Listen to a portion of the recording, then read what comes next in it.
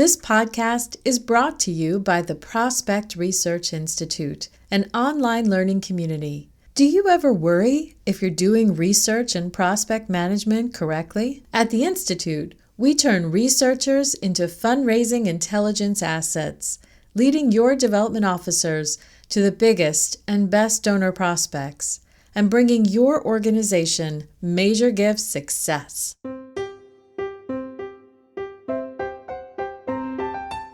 The more accurate definition, or the way it's really applied, is that the goal of due diligence is to be aware of risk and then use that information to help inform prospect strategy to keep moving gifts forward. Welcome to Prospect Research Chat Bites, a podcast by and for prospect research professionals. I'm Jennifer Filla. Today, I'm talking with Courtney Cutler, Director, Philanthropic Due Diligence at Massachusetts Institute of Technology. Hello, Courtney. Thank you for joining me today on Chat Bites. Thanks, Jen. I'm excited to be here. So before we jump into due diligence, I'm wondering if you'd be willing to share how you found your way into the fundraising and prospect research field. Yeah, like a lot of other people in the field, I think I sort of fell into prospect research while I was working at a small conservation nonprofit in Boston before I moved on to higher education. I was at MIT in 2019 when I decided to take a career break and travel around the country. I rock climb. I was just having fun and really reevaluating where I wanted to be and what I wanted to do. So I came back to Massachusetts in late 2019, and MIT reached out and asked if I wanted to come back for a due diligence role. And I was like, sounds kind of interesting. I'm a researcher at heart, so I just became really invested in the work from there and the role it plays in philanthropy. Yeah, so that's kind of the story of how I got here. That's amazing that they came and recruited you. That's fabulous. It was a great time for me to come back. Everything just kind of lined up well. So what is it about due diligence that gets you excited? There's a lot, actually. What gets me excited, for one, is how nuanced this work is. Almost nothing is black and white. And there's so much to consider in due diligence. It's really quite dynamic. You have to keep up with domestic policies. You have to understand geopolitics, educate yourself on different cultures. I'm constantly learning. It keeps me highly engaged, both in my job and just what's going on in the rest of the world. And I'll add that for me personally, working in this field is a way for me to live within my own values. And that's really important to me because we spend so much time at a job. That's true. And, I didn't think about the way in which it can keep you engaged with politics and economy and all the things. That is pretty exciting. You kind of have to keep your finger on the pulse of what's happening, depending on, the organization you work for, but you really have to keep up with current events.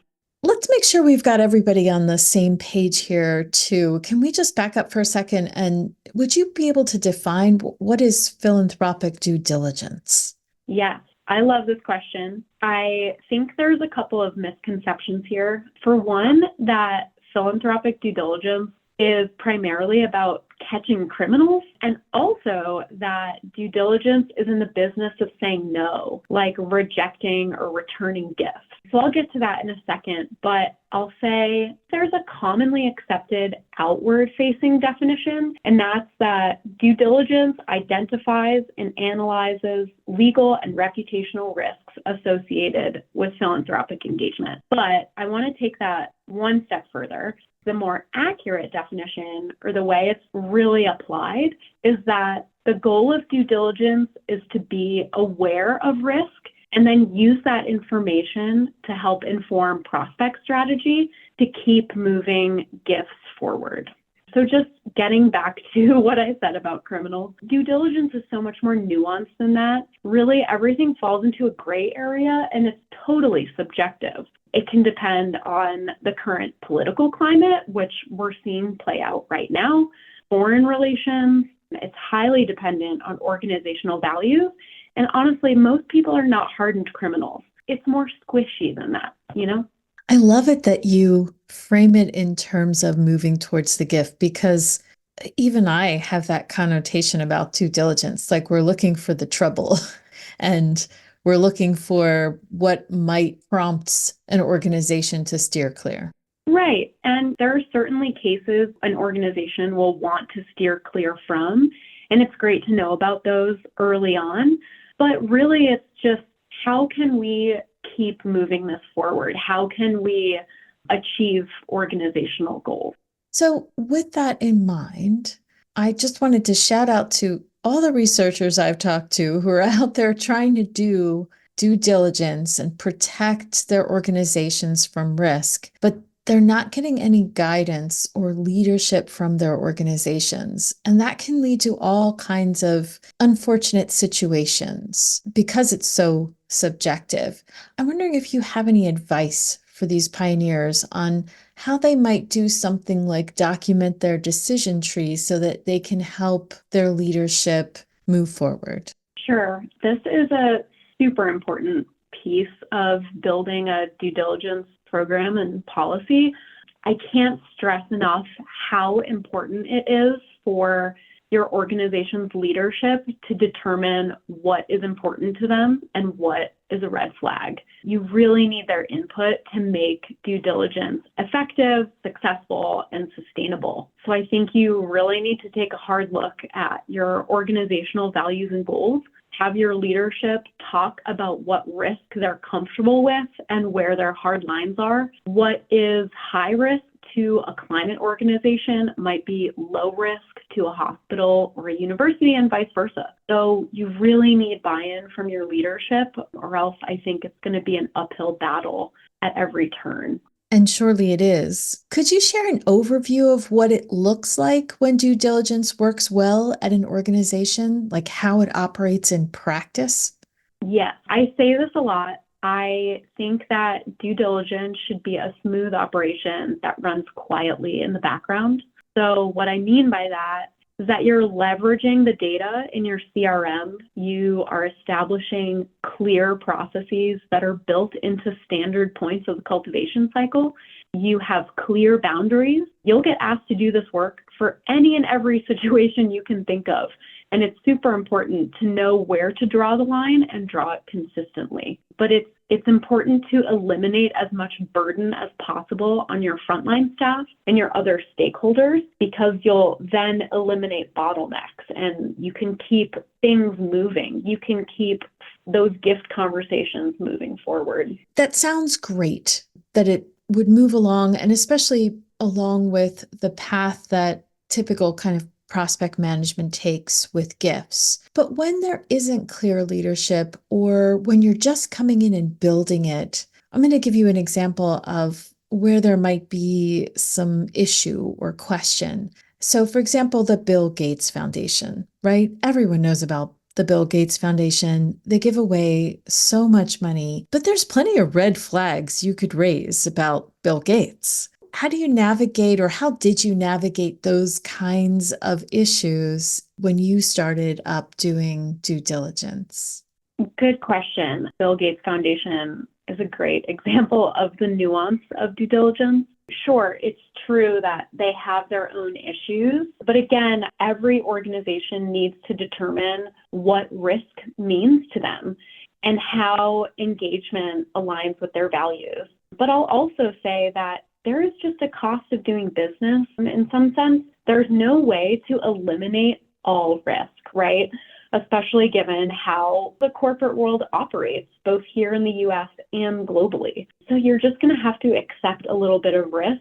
And just pulling on that thread a little bit, it's important to look at these entities like Bill Gates Foundation in a holistic way. Do they have issues? Absolutely. But they also do a lot of good, right? They do give away a lot of money and they do other good things.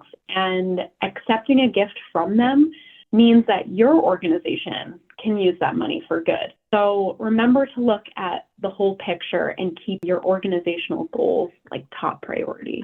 That's great advice. Did you ever have to have those conversations with anyone at MIT? I mean, yeah, we've looked at a lot of those big foundations, Rockefeller, Ford.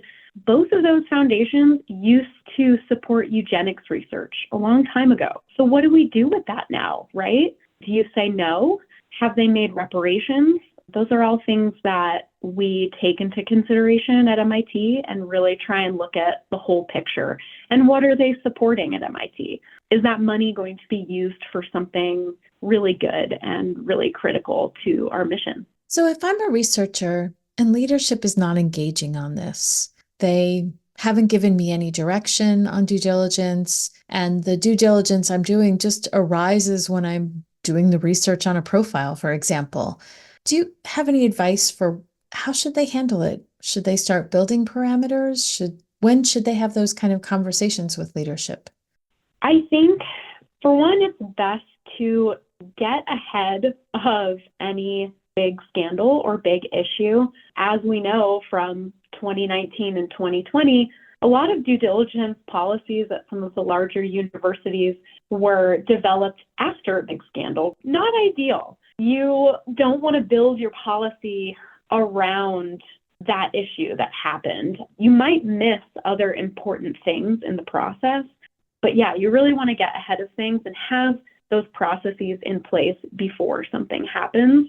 And if your leadership is really not engaging, I would recommend socializing due diligence to other stakeholders and kind of work your way up to the organization. So socialize it to frontline staff, to operations, to other units that have a stake in fundraising, and then just kind of work your way up to leadership. And if you have all that buy-in in your organization and they understand the importance, I think leadership might be more likely to listen. I love that advice. Socialize it, meaning like share it, make it a part of what you're doing so that all the other stakeholders are seeing it all the time, and perhaps even leadership. Yes. And socializing it that way too, a part of it, I would say, is asking your frontline staff how to support them. What do they need? If we're building this process together, what does it need to look like to best support your fundraising efforts? So you're getting everyone's input and you're building it so that it's unique to your organization and it really works well to the specific needs of your team. Before I let you go today, could you share a resource or a tip for researchers who want to improve their due diligence work? Yeah, I have a couple thoughts here actually. On the process and policy side, be as clear and objective as you possibly can. Make your policy around things like dollar thresholds rather than subjective, like you have a gut feeling about someone or you heard something about the person. Make it as black and white as you can, because we know that this isn't black and white, right? I mentioned boundaries earlier. It's so crucial in order to have a sustainable model to have very clear boundaries. You need to know when you're going to say no and why, and you have to hold that line. Because like I said earlier, you're going to be asked to do this work in all sorts of situations. And frankly, bandwidth is an issue for all of us. So you have to know what is realistic for your prospect development team or for your due diligence team if you hire additional staff. And then another tip I have on the research side of things, I think something that is becoming much more prevalent in the US, but everywhere really, is media bias. There are so few media outlets left that are centrist and fact reporting. And there's these really subtle ways that media guides you towards the opinion that they want you to have. And it can be hard to tell unless you're being really mindful of the language used. So as you're reading different news and articles, are you having an emotional response to it? How are you reacting to it? Those can be indicators of bias. And as researchers, it's critical for us to present facts in a neutral way. So I think this should really be top of mind if you're working on due diligence. Thank you so much for joining me today and for sharing your many years of knowledge working in practice in due diligence. Thank you, Jen. It was great to chat with you.